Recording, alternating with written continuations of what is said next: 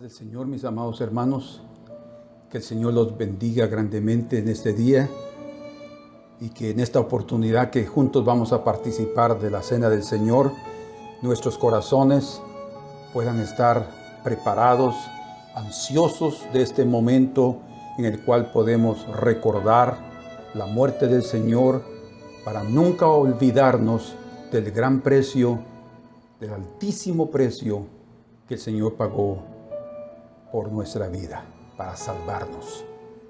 Así es que preparados en lo más profundo de nuestro corazón, participemos limpios, sin ningún rencor, sin nada que pueda ser un estorbo en el mover divino en nuestras vidas. La Escritura nos dice claramente: porque yo recibí del Señor lo que también os he enseñado, que el Señor Jesús, la noche que fue entregado, tomó pan y habiendo dado gracias lo partió y dijo: tomad, este es mi cuerpo que por vosotros es partido. Haced esto en memoria de mí. Comamos entonces, y cuando estemos masticando este pan, meditemos en el sacrificio del Señor y agradezcámosle por lo que Él hizo por nosotros.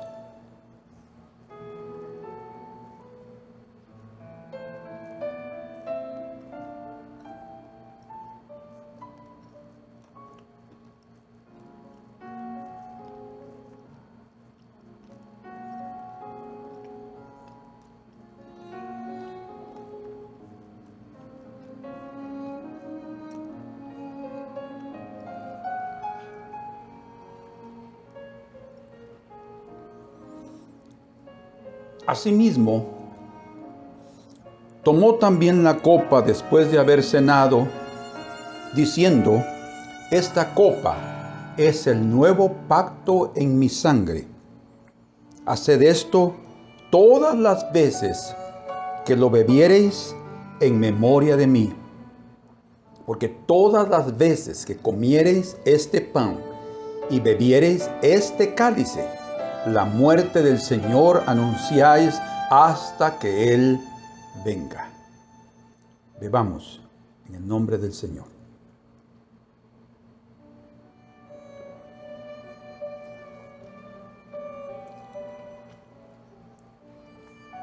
Señor, muchas gracias por habernos salvado, por habernos rescatado del mal, del pecado y del infierno, por haber perdonado nuestros pecados a través de tu muerte y del derramamiento de tu sangre, y habernos también justificado por tu resurrección. Gracias, Señor, porque somos felices contigo, porque hay gozo en nuestros corazones y gratitud por lo que has hecho por nosotros. Señor, todos los días queremos recordar de ese precio que has pagado, para que siempre vivamos firmes en la fe y agradecidos por tu obra, Señor. En Cristo Jesús te pido que bendigas a mis hermanos, que les concedas salud, que cures a los enfermos, que cures al desanimado, que lo fortalezcas. Y Señor, aquel que está triste, dale el gozo del Señor, que es nuestra fortaleza. Por favor te lo pido en el nombre precioso de tu Hijo Jesucristo. Amén. Gloria al Señor. Este día vamos a considerar otros aspectos sobre nuestro tema que estamos tratando, que iniciamos el domingo pasado, que es el Rey de todas las naciones. Este día veremos juntos que ese rey nació humanamente como un rey humilde. Él no vino con la pompa que todo ser humano desea o anhela o le gusta, sino que Él vino y nació humildemente. Bueno, en nuestro culto anterior, nuestro mensaje anterior, vimos que a pesar de la infidelidad y de las obras malignas de Satanás, de lo cual él ya era conocido en el cielo, Dios no levantó un proceso o una demanda judicial, por decirlo así, contra él para acabar inmediatamente con su usurpación, porque él usurpó la autoridad y el lugar que Dios le dio a Adán. Al contrario, el Señor lo dejó actuar y, tristemente, pero eran las consecuencias, sacó a Adán y a Eva del paraíso, porque todos nuestros actos tendrán sus consecuencias. A través de nuestros padres, Él nos enseña que no es fácil tener que tomar malas decisiones. Es difícil y es duro y nos trae muchas tristezas. Sin embargo, Dios nunca nos abandona a pesar de esos errores que cometemos o de los pecados que cometemos. Él estará con nosotros, pero Él tiene su tiempo para operar las cosas. Por eso es que desde el principio lo que hizo fue maldijo a la serpiente, sacó a Adán y a Eva del paraíso y comenzó a tratar con ellos. Él no inmediatamente intervino. ¿Por qué razón? Porque Él tenía un plan. ¿Cuál era ese plan? Dar a conocer a todas sus criaturas y a toda la humanidad, a todas las naciones. En la época de Adán todavía no habían naciones, se comenzaron a formar, pero lo que el Señor estaba pensando ya era en las diferentes o en las siguientes generaciones que vendrían, que el Señor les daría a conocer esa esperanza y luego en el tiempo oportuno el Hijo naciendo en esta tierra. Entonces el plan era dar a conocer a todas sus criaturas y aún en medio del tiempo de la usurpación del enemigo, el carácter humilde del verdadero rey de todas las naciones. Un carácter contrario totalmente al carácter de Satanás, del usurpador. Entonces, después de 4,000 años aproximadamente, leemos en Gálatas 4:4, pero cuando vino el cumplimiento del tiempo, dice, o sea, en el año determinado que Dios determinó en su plan, que naciera su hijo, Dios envió a su hijo, dice, o sea, la propia representación de la divinidad, nacido de mujer y nacido bajo la ley. Ahora, este versículo de Gálatas 4:4, esta es una simple declaración confesional de nuestra fe, porque tiene dos aspectos importantes: la cuestión de nacer de mujer y nacer bajo la ley, o sea, bajo un yugo que obviamente sería eliminado por la obra de Cristo. Pero algo también importantísimo del primer aspecto de nacer nacer de mujer es que Él no vino como un soberano, Él no se manifestó como un hombre que apareció de repente. Eso sí será en su segunda venida. Pero en la primera venida Él vino a manifestarse como un humano normal. Él nació de una mujer, Él se hizo hombre, pero como dice en Hebreos 4:15, tal sumo sacerdote nos convenía, dice, puro, inocente, separado de los pecadores, dice, leyendo ahí, dice, porque no tenemos un sumo sacerdote, me confundí del versículo, que no pueda compadecerse de nuestras debilidades, sino uno que fue tentado en todo según nuestra semejanza, pero sin pecado. Sin pecado. Y así se manifestó el Hijo. Entonces, el Hijo de Dios se encarnó, nació, y como hombre, Él también creció. Bien dice la Escritura en Lucas 2:52, que Jesús se sujetó a sus padres y Él crecía en sabiduría y en estatura delante de los hombres y delante de Dios. Él llegó a tener una vida perfecta y una vida también obediente a la ley y nos redimió de la ley y nos redimió del pecado al morir en la cruz. Bien dice también la Escritura en Juan capítulo 1 verso 14, Y aquel verbo fue hecho carne, dice, y habitó entre nosotros y vimos su gloria. Gloria como el unigénito del Padre, lleno de gracia y de verdad. Y en Primera de Juan, capítulo número 4, el propio apóstol dice algo muy importante en relación a esa declaración confesional de nuestra fe. Esos dos aspectos son importantísimos que mencionamos en Gálatas 4:4. Y dice aquí en Primera de Juan 4, versos 2 y 3, en esto conoced el Espíritu de Dios. Todo espíritu que confiesa que Jesucristo ha venido en carne es de Dios. Quiere decir que si hay alguien o cualquier ser humano, cualquier persona que no declara que Dios se encarnó, que es el Hijo de Dios, es Dios mismo, si no cree, si no acepta que Dios se encarnó, que se hizo hombre, no es de Dios. Una persona, para ser de Dios, tiene que confesar eso. Por eso dice, nacido de mujer.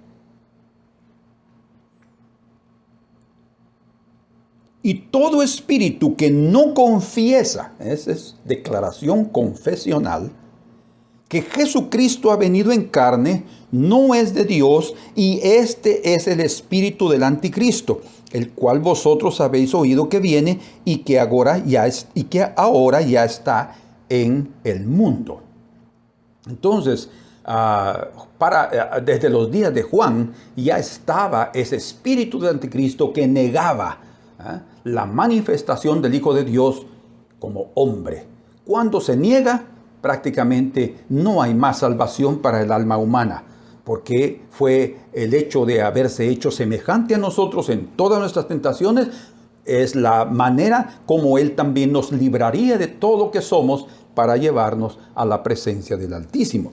En 2 de Juan, verso número 7, dice, porque muchos engañadores han salido por el mundo que no confiesan que Jesucristo ha venido en carne. Si alguien no cree que Jesucristo, el Hijo de Dios, Dios mismo, se hizo carne y que vino a esta tierra, entonces es el espíritu de anticristo.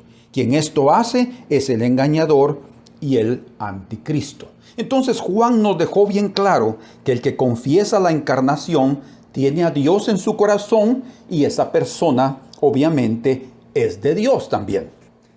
Pero al que niega, estamos resumiendo, la encarnación del Hijo de Dios, que Él se reveló como hombre, no tiene a Dios y tiene el espíritu de anticristo y obviamente ha perdido su alma, pierde su alma. Jesucristo es el Mesías de Israel.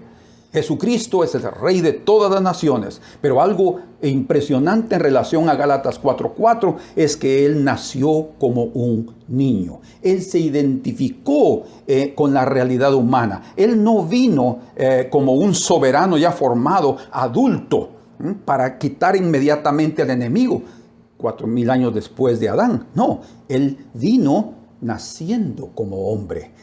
Qué impresionante, ¿verdad?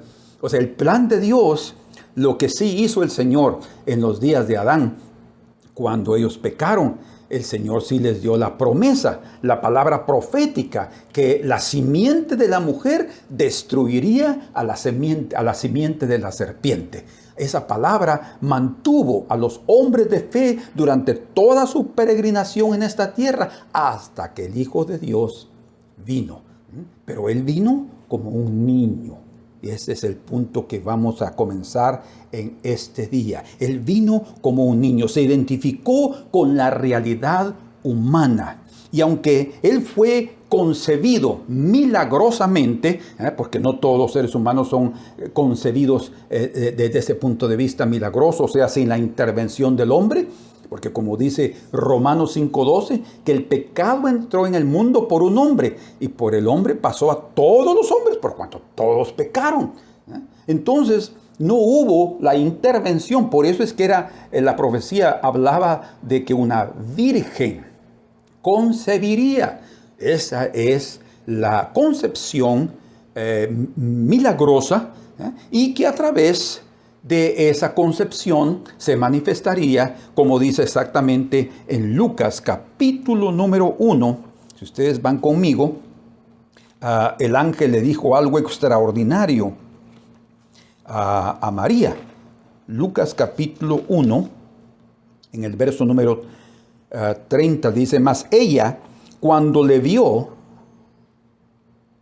se turbó por sus palabras y pensaba, ¿qué salutación sería esta? Dice. Entonces el ángel le dijo: María, no temas, porque has hallado gracia delante de Dios, y ahora concebirás en tu vientre, darás a luz un hijo y llamarás su nombre Jesús, hablando de la obra de salvación. Este será grande, y escuchen, y será llamado Hijo del Altísimo, porque fue engendrado por el Espíritu Santo. Y el Señor Dios le dará el trono de David su padre. O sea, él nació como rey, como el Señor le dijo a Pilatos, cuando él le preguntó: ¿entonces tú eres rey? Yo para esto he nacido, dice. O sea, es de que él es el rey de toda la eternidad.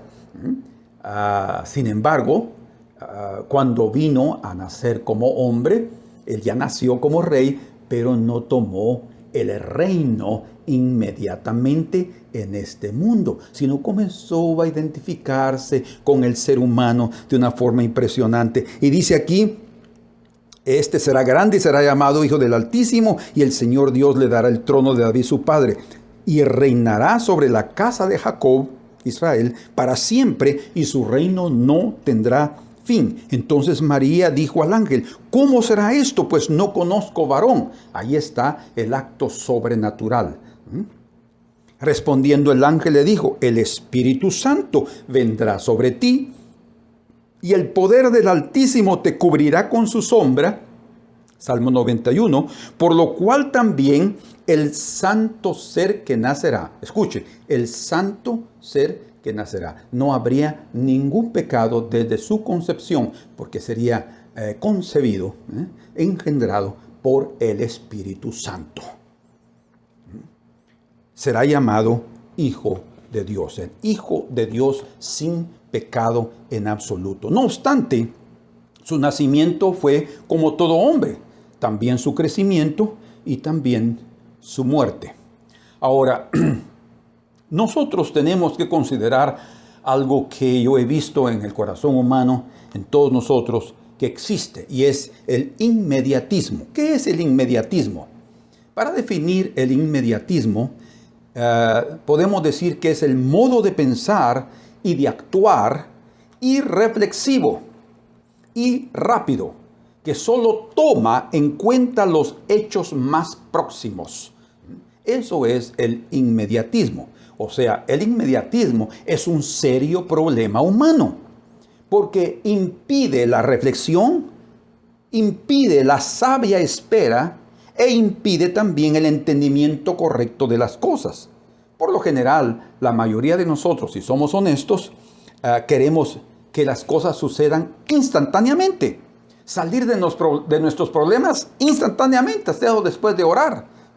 No queremos enfrentar las consecuencias de nuestras malas decisiones, ni queremos enfrentar la realidad de nuestra vida o la realidad de la vida en general del ser humano. Nosotros somos inmediatistas. Ahora, ¿por qué menciono esto? Porque Dios no es inmediatista. Él tiene un plan. Desde el principio que Él se manifestó y que el enemigo usurpó, Él no inmediatamente, como mencionamos, vino y lo quitó. Dijo: este enemigo entrometiéndose donde no debe. No, lo dejó ahí. Y el tiempo comenzó a pasar. Imagínense, 4,000 años. Y ustedes imagínense cuando el Señor nació, todavía Él creció como hombre hasta sus 30 años, como Lucas dice, capítulo 3, siendo casi de 30 años, dice, o sea, tenía 29 y tantos, prácticamente llegando a sus 30 años, Él inició su ministerio y tuvo 3 años de ministerio, y después de esos 3 años y medio de ministerio, se fue. Y nos dejó aquí otra vez solos, físicamente, más Él está con nosotros. Pero vean esto, cómo es de impresionante la forma como Dios actúa. Pasaron 4,000 años para Él enviar a su Hijo en su primera venida. 4.000 años que demuestran que Él no es un Dios inmediatista. Eso significa también que Él tiene paciencia contigo y conmigo. Que Él sabe de nuestras tentaciones, por eso Él se hizo hombre. Él sabe de nuestra estructura, sabe que somos polvo. Él sabe que no se cambia de la noche a la mañana. No se cambia con un cerrar y abrir de ojos. No es una obra mágica la transformación del ser humano, sino requiere tiempo y también sufrimiento. Entonces, en todo proceso de nuestra redención, Dios tomó su tiempo para actuar. Como mencionamos, Él podría haber eliminado desde el principio, haber juzgado desde el principio, pero no lo hizo. Solamente les dio la promesa que lo que Él iba a hacer. Y en ese ínterin, en ese tiempo, los dejó sufrir a ellos un poco, como sufrimos nosotros también, pero con la esperanza viva en sus corazones de la redención. Solo así se podían manifestar los verdaderos hombres y mujeres de fe, aquellos que vivían en esta tierra con dolores, con enfermedades, pero con una viva esperanza de la redención. Ahora, ¿por qué hizo el Señor? Porque Dios no es irreflexivo, no es apresurado, sus decisiones no son mediáticas. ¿Qué quiere decir eso? O sea, Él no es influenciado por el contexto de las circunstancias o por los medios de comunicación. Dice la Escritura de Satanás que Él es el príncipe de la potestad del aire. O sea, Él está en los medios de comunicación. Y mucha gente, sucede eso, ustedes lo han visto. Nosotros oímos, por ejemplo, un chisme y ya inmediatamente vamos a ver qué hacemos o lo comentamos y ahí estamos ya siendo movidos por esa información mediática. Mediática quiere decir de los medios de comunicación. Medios, la media. Y esas noticias que muchas veces oímos alarmantes en la televisión o en la internet alteran nuestro corazón. ¿Y qué pasa? Inmediatamente, sin pensar bien, decidimos actuar. O sea, tomamos decisiones apresadamente y reflectivamente. Apresados somos. Por eso es que el inmediatismo es un serio problema en el ser humano. Nosotros tenemos que aprender. Yo sé que existe una gran diferencia entre Dios y nosotros, porque Él conoce todas las cosas y Él puede quedarse tranquilo y esperar el tiempo oportuno. Nosotros no, como no sabemos nada, ahí estamos tratando de hacer algo, pero debemos de aprender de nuestro Padre. ¿Sí? Necesitamos evitar ser inmediatistas, pedir que todo debe cambiar inmediatamente. A veces las cosas no cambian así como nosotros lo deseamos o nosotros lo queremos. Las circunstancias a veces son difíciles. Las personas no entienden. De hecho, nosotros mismos no entendemos. Tu marido, por ejemplo, hermana, tu esposa, querido hermano, tus hijos, tú mismo, no has cambiado inmediatamente, no cambiaste inmediatamente. Otra cosa es que la fe entró en tu corazón y comenzaste a vivir diferente por tu fe. Pero la vida del ser humano continúa ahí mismo. Cuando lo tocan, cuando lo tientan o lo molestan, ahí se levanta el mismo individuo. Hasta la muerte va a continuar ese individuo vivo ahí. Cuando hablamos de transformación y de cambio en nuestra vida, es porque abrazamos la cruz y la vida del Señor se manifiesta más en nosotros. Pero ni tú has cambiado inmediatamente. Se requiere de tiempo y también se requiere de paciencia y de amor. Así como Dios ha tenido paciencia y amor contigo, tú y yo necesitamos tener paciencia y amor con nuestros hermanos. No podemos demandar de ellos cambios inmediatos, cambios rápidos. No, usted tiene que ser diferente. Ya, cambia eso. Yo lo he visto como pastor, tantos consejos, tanto que decimos, tantas predicaciones, y después digo, ¿y qué de esto? ¿Qué hemos hecho? Fue una de las cosas que yo le decía al Señor cuando estaba ya para entrar, que el Señor no me dejó entrar. Pero dije, Señor, ya me cansé, Señor. ¿Qué fruto hay de lo insignificante que yo he hecho? Porque yo no he visto hasta en mi propia vida.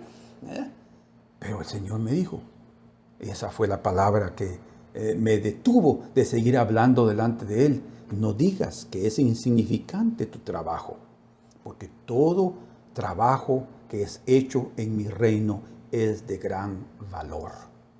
Ay, Señor, entonces voy a continuar. Sí, yo he continuado. Yo hasta ahora trabajo, dice el Señor. Y Él tiene paciencia con nosotros. Que fuera, dice la Escritura en el libro de Lamentaciones, que si no fuera por las misericordias de Dios, ya hubiéramos sido consumidos. ¿Verdad? Esa es la falta de paciencia y de amor que muchas veces nosotros no tenemos ni con nuestros hijos, con nuestros cónyuges, ¿verdad? ¿Por qué les estamos demandando algo solo por nuestro propio orgullo y vanidad? No, tengamos humildad y aprendamos a soportar. No nos engañemos pensando que todo debe mejorar a la menor brevedad posible. Nosotros mismos, entonces, ustedes pueden reconocerlo en esta mañana, sabemos que eso no ha sido así, que esa no es nuestra propia realidad. El cambio es un proceso. La transformación requiere tiempo y también sufrimiento. El único momento en el cual en un abrir y cerrar de ojos seremos transformados será en el arrebatamiento. Ahí sí, seremos transformados físicamente y aquellos rasgos que hubieron y aquella naturaleza que se mantuvo, aquella naturaleza caída que aún se mantuvo ahí, de ahí desaparece por completo. En cuanto eso no suceda, tú y yo necesitamos abrazar nuestra cruz para ser de bendición para otros. Si no, de otra manera, siempre estaremos usando nuestra mano o nuestras palabras o nuestras actitudes, nuestro proceder para herir, no solo a nuestros hermanos, también al Señor. Sabemos todos de ese proceso de la metamorfosis. La metamorfosis, que es una transformación, es un ejemplo natural que el Señor nos dejó del proceso de nuestra propia transformación. Para resumir esa cuestión de la metamorfosis, la mariposa deposita un huevo en un lugar determinado, en una hojita, en una rama escondidita de un árbol, y después, según los científicos, los naturalistas que han estudiado ese proceso, después de 4 días la larva eclosiona, es decir, abre su huevito, como lo que sucede también con los pollitos. Y surge la oruga, que es fea, ese gusanito feo ahí que no les gusta a las personas, a la mayoría, y a veces hasta la pisan para poder matarla. No, pero la oruga, esa es una mariposa en potencial, ¿verdad? Pero tuvo que pasar algún tiempo en ese huevo. Después de que eclosiona, pasan 2 semanas devorando hojas verdes, demorando y comiendo 2 semanas. Y según lo que sabemos, llega a alcanzar la oruga un tamaño 2000 veces superior con el tamaño que comenzó su vida.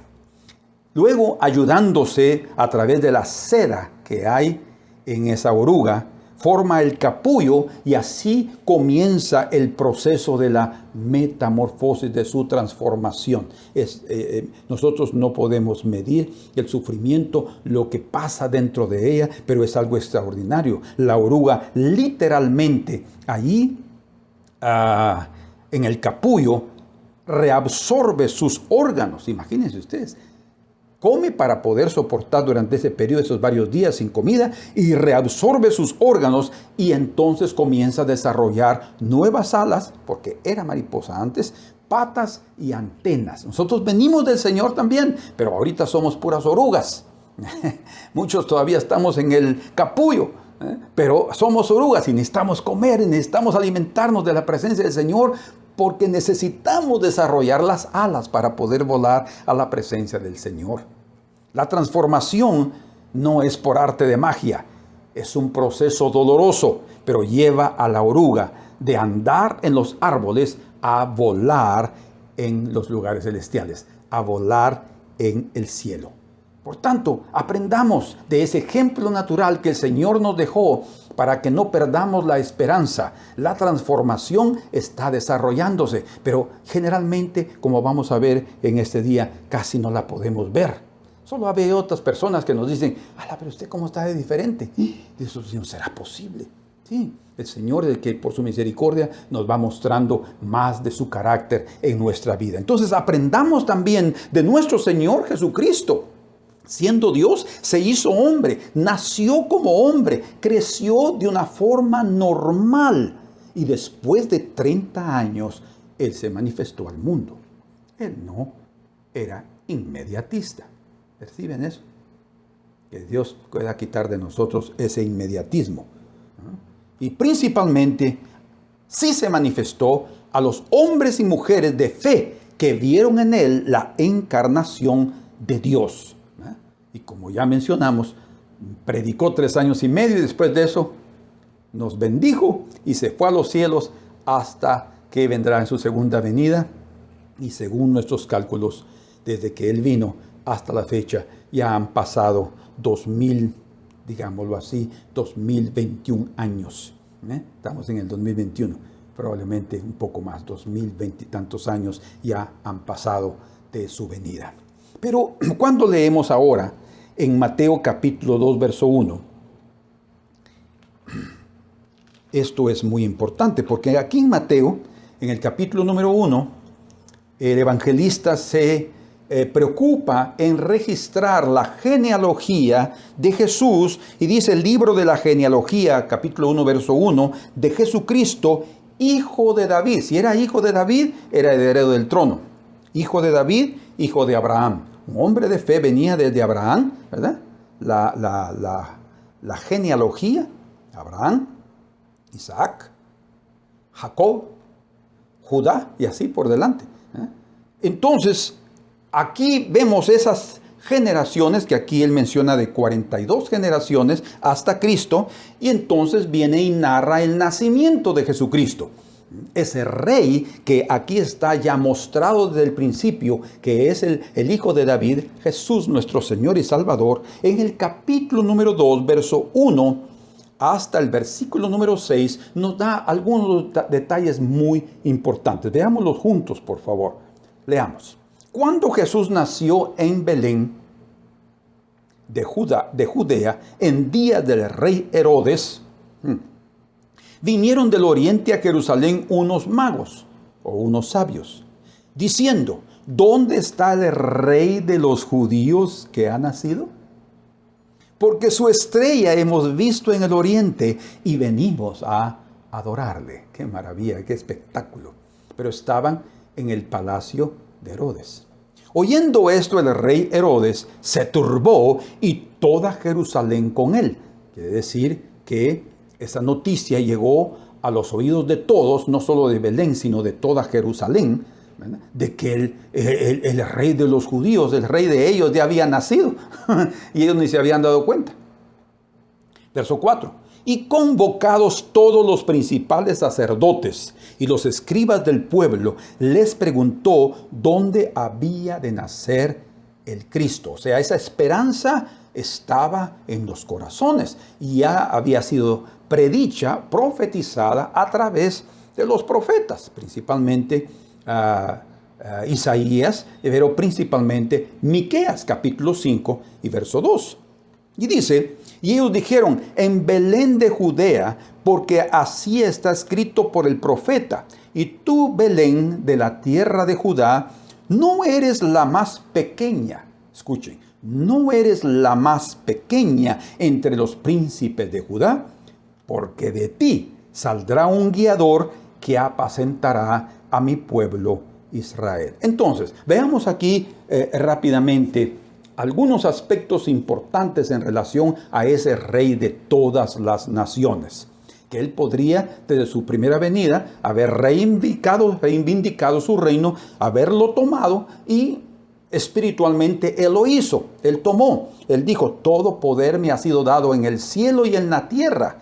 Después de su muerte y de su resurrección. Cuando Él resucitó, en el libro de Apocalipsis, dice ahí la Escritura que las llaves del infierno y de la muerte están en las manos del Señor.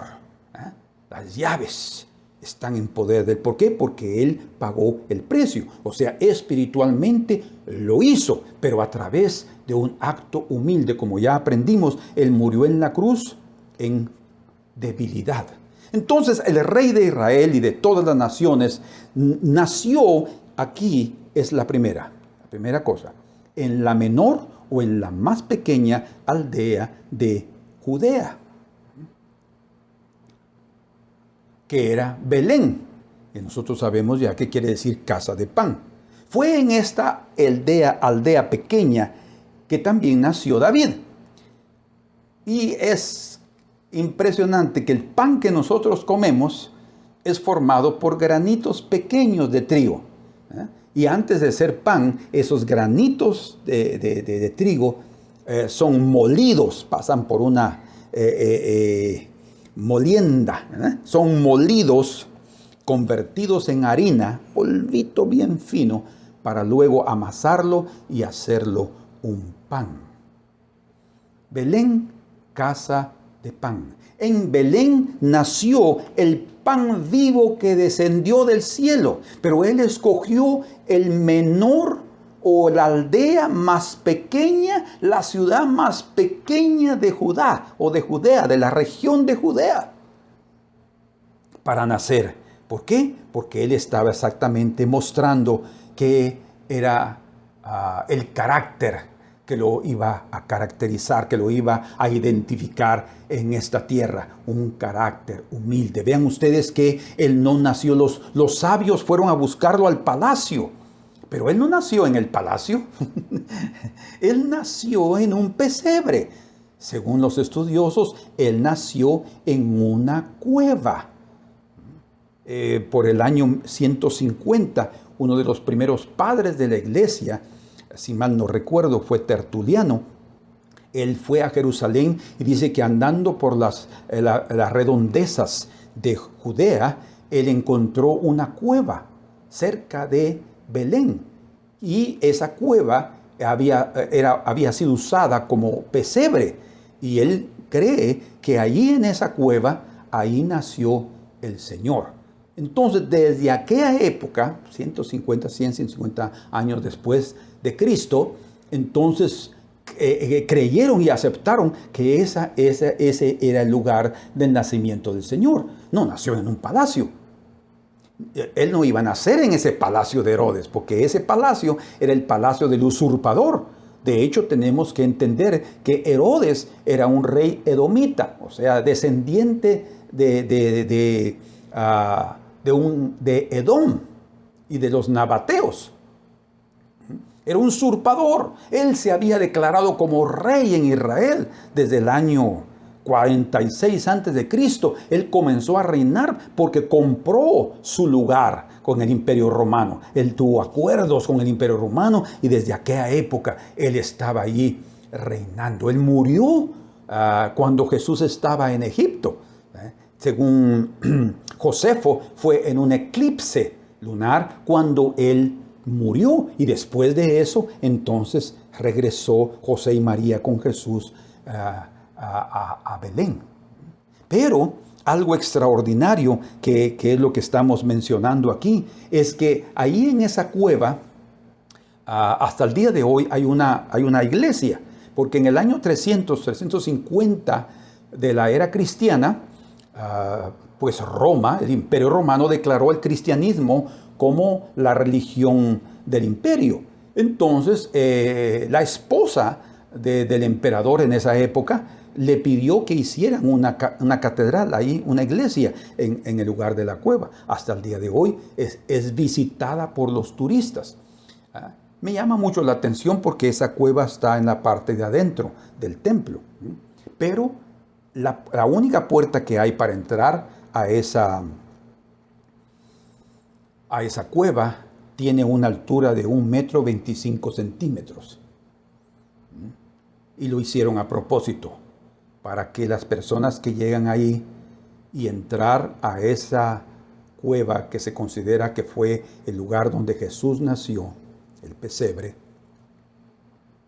tengan que agacharse para poder entrar. Imagínense 1,25 m, casi es la altura de mi pierna. Tienen que agacharse de veras para poder entrar. En otras palabras, se necesita de humildad, de humillarnos para entrar a aquel lugar. Hermanos, el mensaje todos lo entienden. Jesús se humilló para venir a esta tierra y también se humilló para poder nacer en un lugar tan humilde como una cueva, un lugar donde animales eran guardados en la noche. ¡Qué impresionante! Entonces vemos aquí el nacimiento del Hijo y encontramos a estos hombres sabios, esos 3 sabios que son llamados aquí magos, que vinieran del oriente. Algunos dicen que vinieran de Babilonia, otros dicen que vinieran de Persia, que hoy es Irán. Y que estos hombres ya tenían el entendimiento de que el rey de los judíos iba a nacer. Imagínense que para ellos, estos gentiles, estaban a unos 1000 kilómetros de distancia aproximadamente, más creo yo, Persia. Y ellos tuvieron que viajar todo ese trecho porque la estrella dice que les apareció y según los cálculos de ellos, esa era la estrella, o sea, el anuncio, el aviso de que el rey de los judíos, no de ellos, de los judíos había nacido. Y ellos se fueron detrás de la dirección de la estrella, pero cuando ellos llegaron a Belén, o cuando llegaron a Jerusalén, ya no vieron más la estrella. Y ellos pensaron, como algo lógico, que el rey de Israel tenía que haber nacido en el palacio. Entonces fueron ahí con Herodes y preguntaron, pues, ¿dónde está el rey de los judíos que ha nacido? Y entonces Herodes, el usurpador, ¿verdad?, sintióse amenazado y comenzó a convocar a todos, convocó, mejor dicho, a todos los sacerdotes principales y a todos los escribas y fariseos para preguntarles dónde había de nacer. No adorarlo, porque les dijo, vayan y pregunten dónde está para que yo también vaya ahí y lo adore. Mentiroso, eso es el mismo espíritu de Satanás. Pero dice la escritura ahí que ellos llegaron a aquel lugar y cuando ellos vieron que ahí no estaba, se sorprendieron. Entonces salieron del palacio de Herodes, y cuando llegaron a la parte de afuera, dice que la estrella otra vez se apareció. O sea, la estrella no fue para allá. Impresionante, ¿no? La estrella apareció delante de ellos y los guió y se paró sobre el lugar donde estaba el niño. Cuando ellos llegaron, él ya no estaba en la cueva. Él estaba ya en una casa en Belén. O sea, cuando ellos vieron la estrella que se apareció allá, en esa hora él estaba naciendo. Cuando ellos recorrieron todo ese trecho para poder llegar allá rápidamente, lo más rápido que pudieron, ya Jesús estaba en Belén, en una casa. Ustedes pueden leer ahí que ellos llegaron a la casa donde Jesús se encontraba. Entonces meditemos en esto. Y aquí vamos a ir concluyendo. El Jesús dijo, hablando de Belén, yo soy el pan vivo que descendió del cielo, la casa de pan. Si alguno comiere de este pan, vivirá para siempre. Y el pan que yo daré es mi carne, la cual yo daré por la vida del mundo. Consciente de cuál era su misión. Del polvo de la tierra Dios crió al hombre. Mas fue necesario el soplo de su boca para darle vida a su cuerpo. De los escondidos cimientos se sustentan grandes edificios. De los insignificantes principios se construyen imponentes torres. De los pequeños pueblos se levantan grandes hombres. De la esterilidad Dios levantó siervos y hombres fructíferos. En la debilidad humana Dios manifiesta su poder. ¿Por qué? Porque la naturaleza divina es llamar las cosas que no son como si fuesen. Dice en Romanos capítulo 4, verso 17, que está dicho en el contexto de la fe de Abraham, que era estéril, él su mujer, y él ya era viejo y no podían tener hijo hasta que el Señor se manifestó. Le dijo, ahora sí, de aquí a un año, Sara dará a luz un hijo. Dios utilizó la esterilidad de Sara para mostrar el poder que hay en él para hacer las cosas en su tiempo. En 1 Corintios capítulo 2, verso 27, dice la Escritura, otra vez hablando de la naturaleza divina: lo necio del mundo escogió Dios para avergonzar a los sabios, y lo débil del mundo escogió Dios para avergonzar a lo fuerte, y lo vil del mundo y lo menospreciado, o sea, como dijo Jesús, las prostitutas y los publicanos van delante de ustedes, de los religiosos. Esos eran los menospreciados. Lo vil del mundo y lo menospreciado escogió Dios, y lo que no es, lo que para nosotros no es de importancia, eso escoge Dios para deshacer lo que es. ¿Por qué hace eso el Señor? A fin de que nadie se jacte en su presencia.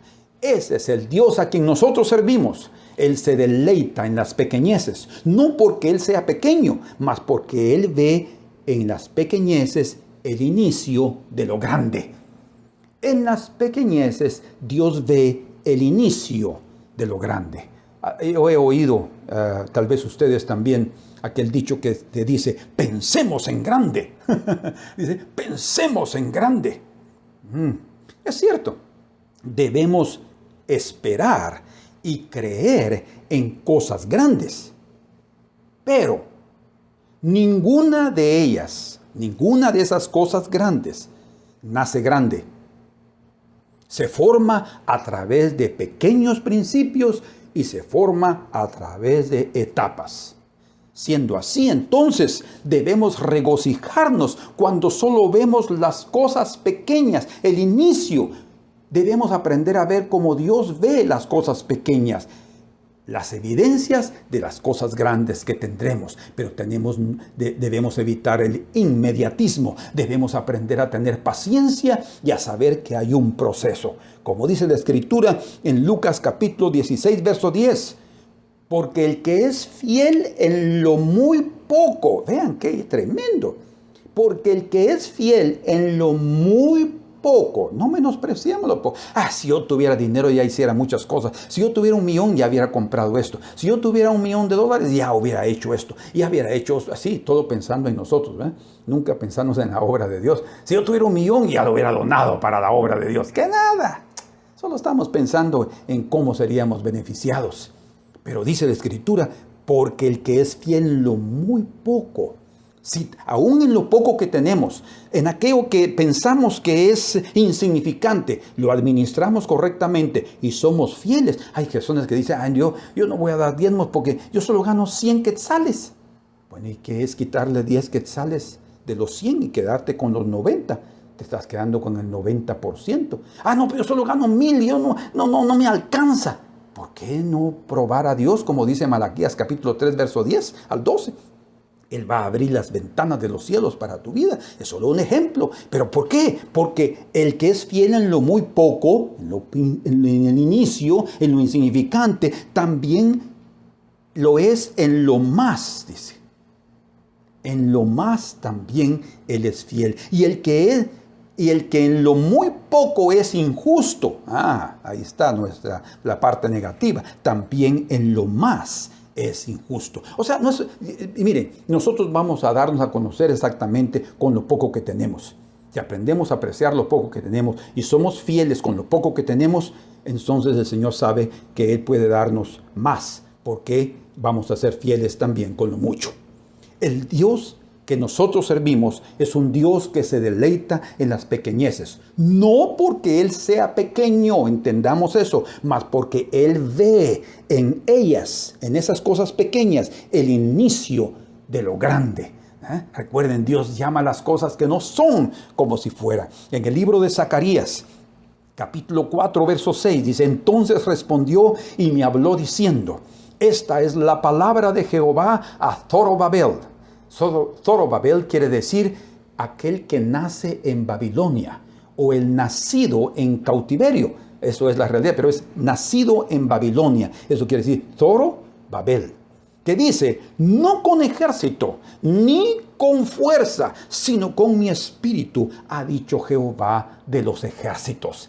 ¿Quién eres tú, oh gran monte? Delante de Zorobabel serás reducido a llanura. Él sacará la primera piedra con aclamaciones de gracia, gracia a ella. Vino palabra de Jehová a mí diciendo, las manos de Zorobabel echarán el cimiento de esta casa. Y Zorobabel aquí, él es hijo de Salatiel, ¿verdad? Y Salatiel era hijo de Joaquín, el rey que fue al cautiverio. Y ellos son los ancestrales del Mesías. O sea, Zorobabel aquí es un ancestro, un padre del Mesías, y es él el que está echando los fundamentos. Quiere decir entonces que él aquí es figura del Hijo de Dios, que nació, recuerden, nacido de mujer y nacido bajo la ley, en cautiverio, pero es aquel que está dispuesto a someterse en medio de las circunstancias difíciles, que va a traer liberación a los suyos, que va a traer liberación para aquellos que están construyendo su propia vida. ¿Quién eres tú, gran monte? Dice aquí en el libro de Zacarías. Delante de Zorobabel serás reducido a una llanura. Y eso es lo que hace Dios. Cuando nosotros confiamos en Él, no en nuestra fuerza, no en el ejército, sino en el mover del Espíritu de Dios. Y dice la Escritura, y Él sacará la primera piedra. La piedra menospreciada por los edificadores fue hecha piedra del ángulo, o quiere decir piedra principal. Con aclamaciones de que gracia, gracia a ella, ¿verdad? El Señor le dijo a Pablo, cuando él le dijo, Señor, quita de mí este aguijón, es un mensajero de Satanás. Y el Señor le dijo, bástate mi gracia, porque mi poder se perfecciona en la debilidad. Y Pablo entendió, y él dijo, entonces voy a alegrarme en mis debilidades, y no porque él quisiera ser un débil, no, sino porque él entendió que en medio de su debilidad humana, el poder de Dios se manifestaba. Entonces, hagámonos nosotros a un lado para que el Señor se presente por nosotros y veremos cosas grandes. No es que Él sea, que Él solamente mira las cosas pequeñas, no. Él está viendo las cosas grandes en el inicio de las cosas insignificantes. Dice aquí, en las manos de Zorobabel echarán el cimiento de esta casa. Fue lo que el Señor hizo. Cristo puso el fundamento, su propia vida, y sus manos la acabarán. Él comenzó la buena obra y Él la terminará. Y conocerás que Jehová de los ejércitos me envió a vosotros, porque los que menospreciaron el día de las pequeñeces se alegrarán. ¿Cuándo se alegrarán? Cuando entiendan que las pequeñeces, que las cosas insignificantes, no es para que tú vivas insignificantemente, sino para que puedas ver que ese inicio ya te está dando una evidencia de lo grande que el Señor va a hacer en tu vida.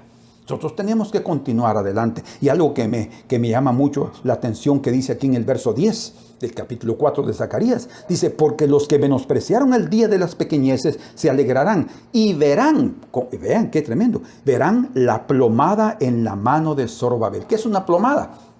La plomada la usan los albañiles y generalmente la usan para poder levantar las columnas, ¿verdad? Para que las columnas estén rectas. Entonces colocan ahí el hierro y la armazón de madera de tal manera que pueda quedar perpendicularmente en un ángulo recto, y para eso usan la plomada. La plomada es el plomo, el plomo que está abajo, y la cuerda que lo detiene, y una partecita de madera que es exactamente la que queda en la parte de la madera arriba y se cuelga. Y entonces cuando está exactamente perpendicular, ahí dice, aquí está bien, pueden ajustar ahí. Toda pared debe ser analizada, debe ser medida a través de una plomada para ver si está recto, están rectos todos los ladrillos que fueron colocados. Dice que esa plomada está en las manos de Zorobabel, en Jesucristo. Hermanos, no compete a ti, no compete a mí. estar colocando la plomada en tu mujer, la plomada en tu marido, la plomada en tus hijos, la plomada en tus hermanos. No compete a ti. Nosotros tenemos que entender que es el único que mide a alguien y que puede decirle está correcto o hay algo que corregir, es el Señor, porque es en las manos de Él que está la plomada. Entonces, para que nadie se gloríe, es por obra del Espíritu Santo, tanto las cosas visibles pequeñas como las cosas invisibles, como el Señor dice en el principio, creó los cielos y la tierra, ¿verdad? Y la tierra dice que estaba desordenada, vacía, y el Espíritu de Dios, Génesis 1:2, se movía sobre la faz de las aguas, y entonces comenzó Él a recrear las cosas, ¿verdad? A ordenar que todo comenzara el primer día, el segundo día. Todo parecía poco a poco, pero es porque el Señor no es inmediatista. Él va haciendo las cosas en su orden. Como el Señor le dijo a Pablo entonces, bástate mi gracia. Cuando nosotros recibimos esa gracia de Dios, tengan la seguridad que estamos sobre la roca, sobre la piedra principal que es nuestro Señor Jesucristo. No hay ningún monte que pueda detenerte, no hay ningún monte que pueda ser un obstáculo para tu vida si tan solamente nosotros tenemos al Señor Dios Todopoderoso con nosotros, porque Él va a reducir ese monte a una llanura, y va a hacer que el humilde pase por ahí. El nacido en Babilonia, el nacido en cautiverio, él nació bajo la ley, él se sujetó a la ley, pero estando en esa sujeción, él nos libertó completamente. Cristo, el Hijo eterno de Dios, vino a darnos ese ejemplo de humildad. Preparó una calzada, él es el camino. Él dijo, le preguntaron, Señor, ¿y a dónde vas? ¿Cómo podemos saber el camino? Yo soy el camino. Él preparó la calzada. ¿Para qué? Para que los santos anden por ella. Y termino leyéndoles aquí en el libro de Isaías, capítulo 35, un pasaje por demás importante. Dice, capítulo 35, el verso número 1, dice, se alegrarán el desierto y la soledad, el yermo se gozará y florecerá como la rosa, florecerá profusamente y también se alegrará y cantará con júbilo. La gloria del Líbano le será dada, la hermosura del Carmelo y de Sarón. Ellos verán la gloria de Jehová, la hermosura del Dios nuestro. Fortaleced las manos cansadas, afirmad las rodillas endebles, decid a los de corazón apocado. ¿Hay alguien aquí de corazón apocado? Esforzaos, no temáis. He aquí que vuestro Dios viene con retribución, con pago. Dios mismo vendrá y os salvará. Entonces, dice, cuando Él aparezca, los ojos de los ciegos serán abiertos, los oídos de los sordos se abrirán. Entonces el cojo saltará como un ciervo y cantará la lengua del mudo, porque aguas serán cavadas en el desierto y torrentes en la soledad. Algo maravilloso sucederá. El lugar seco se convertirá en estanque, es lo que Dios hace. No menospreciemos el momento que estamos viviendo, porque veamos cómo Dios ve las cosas. Es el inicio de lo grande.